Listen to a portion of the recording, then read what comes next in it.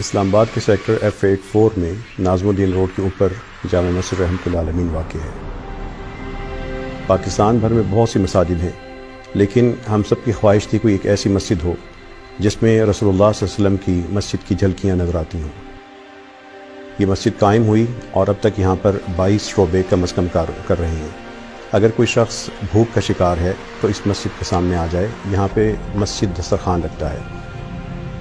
روزانہ ظہر کی اذان کے بعد یہ دسترخوان لگ جاتا ہے، جماعت کے بعد کھانا ہوتا ہے، روزانہ 200 سے زیادہ افراد کھانا کھاتے ہیں۔ جمعے کے دن یہ تعداد 400 تک چلی جاتی ہے۔ اگر کوئی شخص بیمار ہے اور ڈاکٹر سے چیک اپ کروانا چاہتا ہے تو یہاں پہ مسجد کلینک ہے۔ اگر اس کے پاس دوائی کے پیسے نہیں ہیں تو مسجد فارمیسی سے دوائی حاصل کر لیں، اگر وہ مستحق ہے فری میڈیسن بھی اس کو ملیں گی۔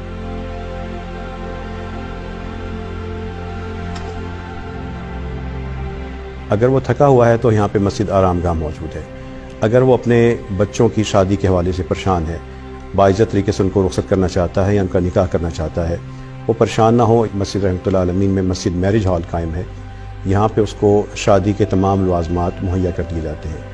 اگر وہ صاحب حیثیت ہے تو کھانا خود پکوا لے، اگر وہ کھانا بھی نہیں پکوا سکتا نکاح کے لیے یا رخصتی کے لیے تو مسجد رحمۃ اللہ علیہ کے نمازی قافلہ رحمت ہے، وہ کھانا اس کو پکوا دیں گے۔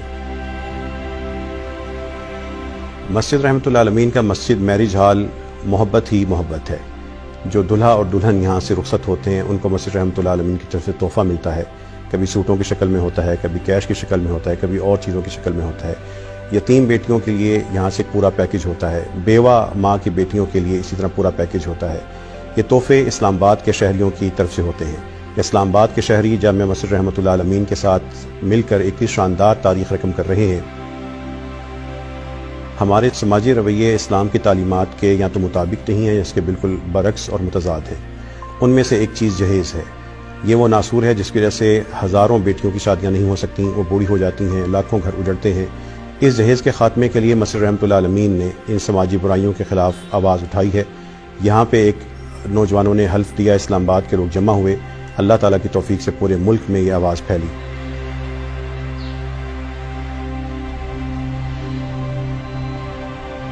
ایک شاندار شعبہ جو اس مسجد میں قائم ہے وہ ہے مسجد بیت المال۔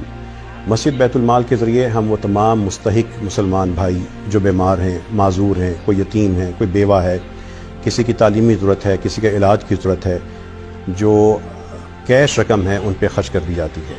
یہ شاندار نظام، اس کا پورا ریکارڈ رکھا جاتا ہے، جو آنے والوں کی پوری چھان بین کی جاتی ہے، باقاعدہ درخواستیں وصول کی جاتی ہیں، اور اللہ تعالیٰ کی توفیق سے ہر مہینے 300 سے 400 گھروں یا افراد کی مدد خاموشی کے ساتھ ہو رہی ہے۔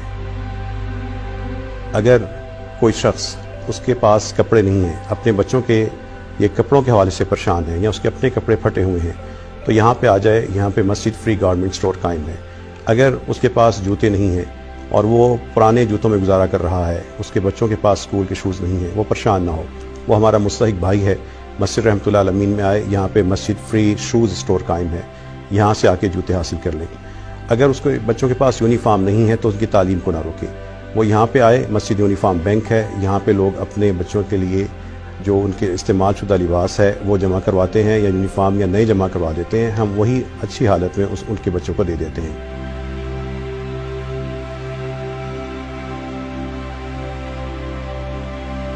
جو یہاں پہ آنے والا شعبے دیکھتا ہے تو وہ سوچتا ہے کہ یہ سارا کچھ کیسے ہو رہا ہے۔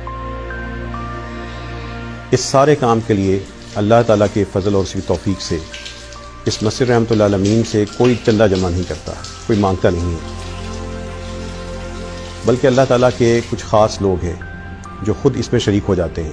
ملک سے باہر وہ لوگ کبھی اس میں اکاؤنٹ میں پیسے بھیج کر، کبھی یہاں پر آ کے جمع کروا کر۔